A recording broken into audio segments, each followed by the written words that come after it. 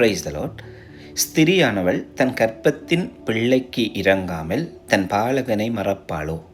அவர்கள் மறந்தாலும் நான் உன்னை மறப்பதில்லை. நான் உன்னை மறப்பதில்லை என்று சொல்லி ஆண்டவர் சொல்லுகிறார். இந்த வசனத்தை பாருங்கள். ஸ்திரியானவள் தன் கர்ப்பத்தின் பிள்ளைக்கு இறங்காமல் தன் பாலகனை மறப்பாளோ? அப்படி ஒரு கொஷன் மார்க். பாருங்கள், இந்த பூமியில் தாயோடைய அன்பை போன்று எந்த ஒரு அன்பும் இல்லை. தன்னுடைய பிள்ளைகளுக்கு காண்பிக்கிற அன்பு மிகவும் மகத்தான அன்பு. எல்லா சூழ்நிலைகளிலும் ஒரு தாயால் மட்டும்தான் பிள்ளைகளை அரவணைத்து பிள்ளைகளுக்காக அவ்வளவு முக்கியத்துவம் கொடுத்து தன்னுடைய நேரத்தை செலவிடுவார். இது தாயுடைய அன்பு. அந்த தாயுடைய அன்புக்கு எந்த அன்பும் இணை கிடையாது. நம்மை பெற்ற தாய் நமக்காக எவ்வளவோ காரியங்களை சாக்ரிஃபைஸ் பண்ணியிருக்கிறார்கள். we know that, we experience that, right? Okay, இப்போ ஆண்டவர் சொல்கிறாரு, திரியானவள் தன் கர்ப்பத்தின் பிள்ளைக்கு இறங்காமல் தன் பாலகனை மறப்பாளும்.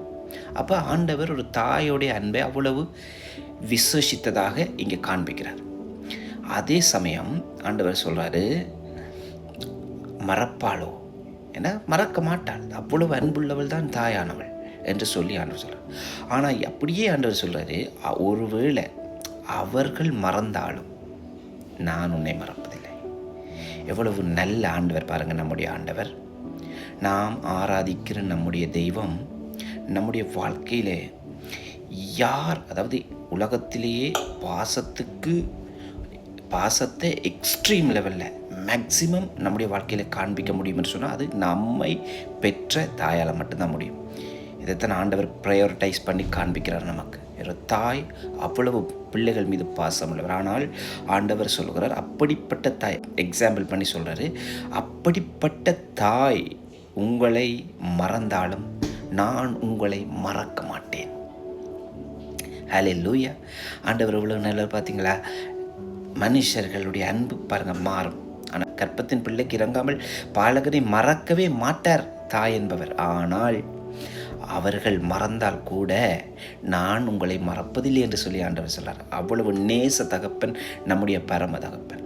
ஒருவேளை நாம் அவரை விட்டு தூர போயிருந்தாலும் நம்மை மறுபடியும் தேடி வந்து நம்மை நேசித்து அவருடைய அன்பின் கயிறால் நம்மை கட்டி நிலை நிறுத்தி நம்மை ஆசீர்வதிக்க போதுமானவராக இருக்கிறார்.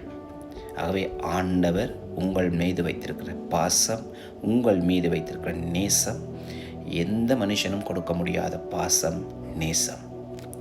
நம்புங்க. God bless you.